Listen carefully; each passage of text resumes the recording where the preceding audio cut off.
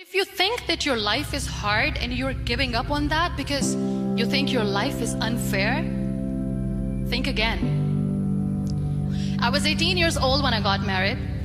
I belonged to a very conservative family, a Baloch family, where good daughters never say no to their parents. My father wanted me to get married, and all I said was, if that makes you happy, I'll say yes.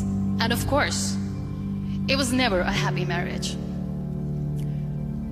Just about after 2 years of getting married, about 9 years ago, I met a car accident.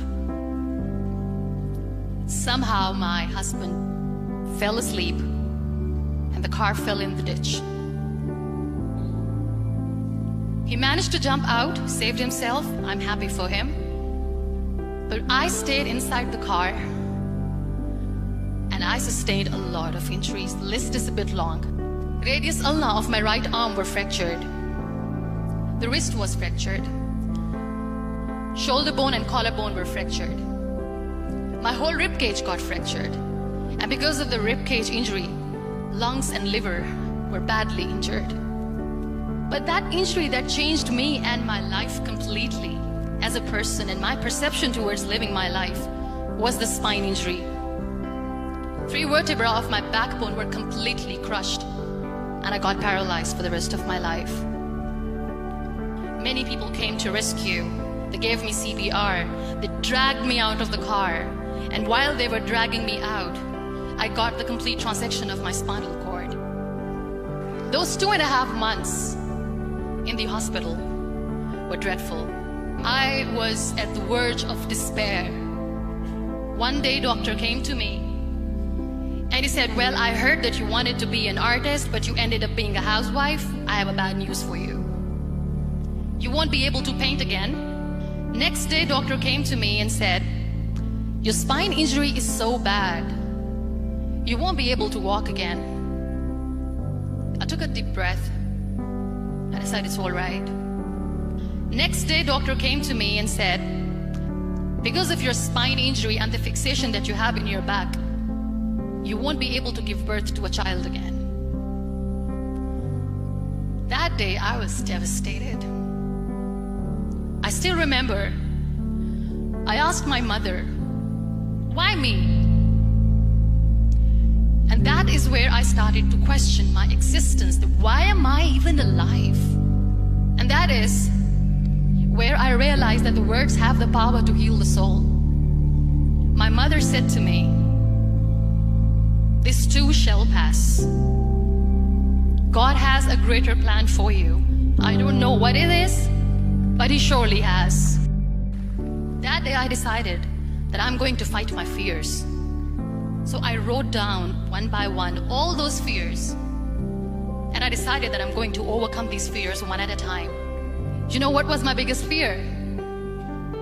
Divorce. I couldn't stand this word. I was trying to cling on to this person who didn't want me anymore, but I said no. I have to make it work. But the day I decided that this is nothing but my fear, I liberated myself by setting him free. And I made myself emotionally so strong that the day I got the news that he's getting married, I sent him a text that I'm so happy for you and I wish you all the best. And he knows that I pray for him today. Number 2 was, I won't be able to be a mother again. And that was quite devastating for me. But then I realized there are so many children in the world, all they want is acceptance. So there is no point of crying, just go and adopt one. And that's what I did. 2 years later, I got this call from a very small city in Pakistan. I got a call and they said, are you Muniba Mazari? There is a baby boy and would you like to adopt? And when I say yes, I could literally feel the labor pain. I said, yes, yes, I am going to adopt him. I am coming to take him home. So when you accept yourself the way you are, the world recognizes you. It all starts from within.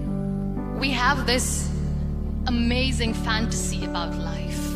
This is how things should work. This is my plan. It should go as per my plan. If that doesn't happen, we give up. I never wanted to be on the wheelchair. Never thought of being on the wheelchair. This life is a test and a trial, and tests are trials are never supposed to be easy. So when you are expecting ease from life, and life gives you lemons, then you make the lemonade, and then do not blame life for that, because you were expecting ease from a trial. Trials make you a stronger, better person. Life is a trial, and with time you realize that. It is okay to be scared.